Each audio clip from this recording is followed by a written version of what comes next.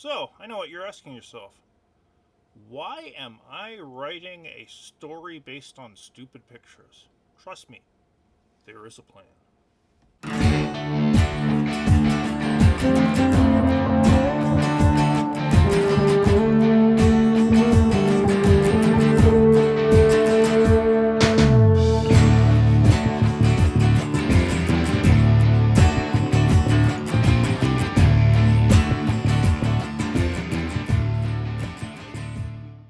As I probably mentioned before, I've graded a whole lot of AP exams, over 6,000.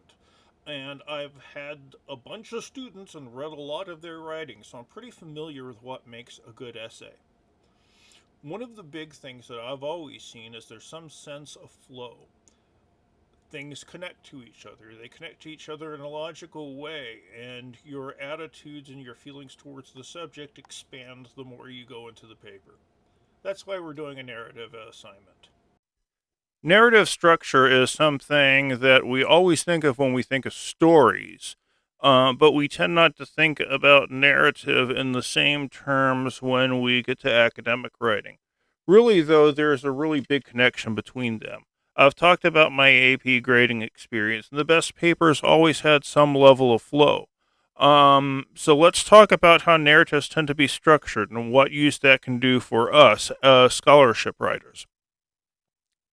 Standard film writers talk about and employ often what they call the three act structure, where they break down action into three big sections. A setup, a confrontation, and a resolution is a typical way of thinking about it.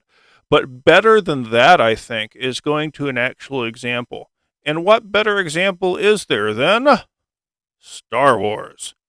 By now, at this point in the world, Star Wars is such a cultural icon that if you haven't seen Star Wars, I think you're just being difficult. I know you've at least heard the story, but bear with me at any rate, because Star Wars is a great example of the three act structure. You have the beginning, the middle, and anyone want to guess? Anyone? The end, yes. So, for the Star Wars 3 act structure, the beginning, Luke's just a small planet boy. Lives on Tatooine, nothing but dirt all around and sand, and he's sick and tired of hanging out with his Uncle Owen and Aunt Beru and being a water farmer. And all he wants to do is get out and have some level of excitement. This is the first conflict the movie builds up. Luke wants excitement. He's bored out of his mind. He needs to be involved in something. And he succeeds in this quest more than he'd ever think he would. He gets sucked up into something much more exciting than he expected. Unfortunately, it does lead to his aunt and uncle getting killed and him having to flee the planet while having the entire Imperial Empire trying to kill him, but that's just how the beginning of a 3 act structure goes. You want something, you get it, but it's never what you expect. But it does set up the second act of the movie. Luke gets sucked into the rebellion. And by this, we mean he quite literally gets sucked into the rebellion. He ends up being captured by the universe's largest battle station and has to rescue a princess in the middle of it. And he succeeds. It works out just fine for him. They get out of the battle station. They rescue the princess. Does that mean all their troubles are over? No, because the Empire is tracking them and is now going to kill every single bit of the rebellion by blowing up the planet they're on. Fun, huh? That sets up the end.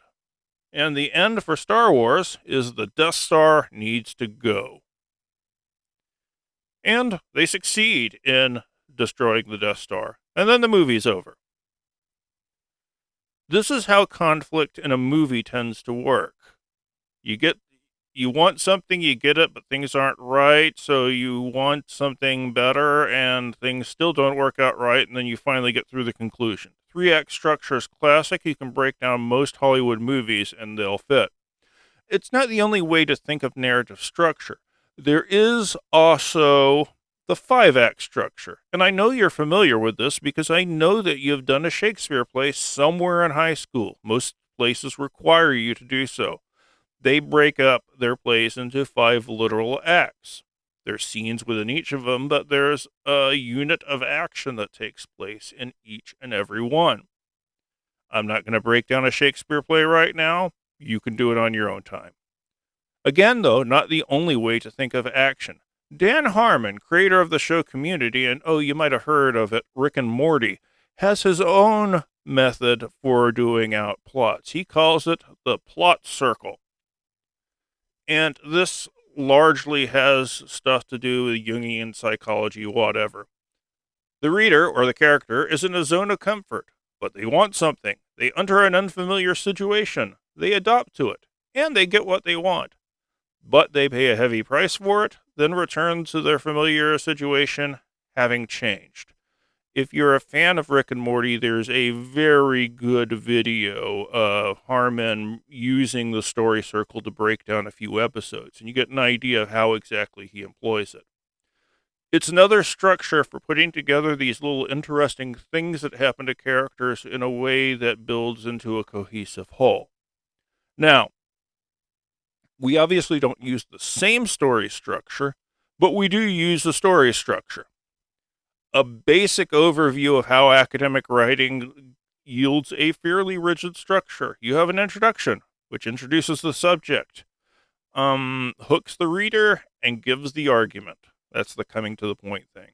The body is the real bit of this. It is you breaking down your thesis point by point. Each paragraph is a point in support of the larger argument.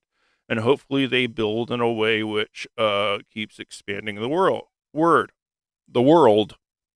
conclusion. Begin by restating your thesis and generally and gradually become more broad and general. And we'll talk more specifically about things you can do there. Open it up to the world. When I finish reading it, I should still be thinking about your idea. There is even a specific structure which academics tend to employ for paragraphs. Topic sentence relates the paragraph back to the thesis. What is the role of this paragraph within to support the thesis? Introduction that gives some level of context, evidence. The evidence is explained and referred back to.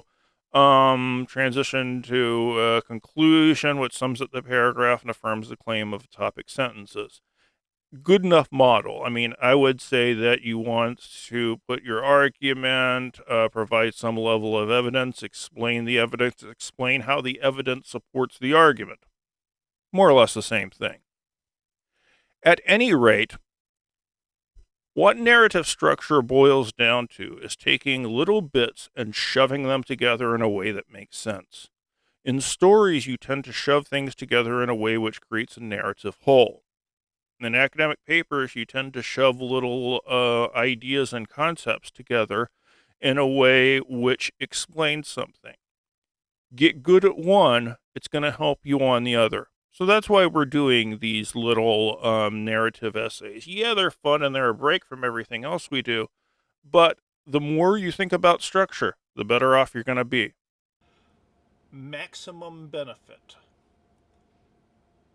Hopefully, you learned something here, and at the very least, it gave me a chance to talk about Star Wars a little bit. So it's got to be good, right? See you in the next video.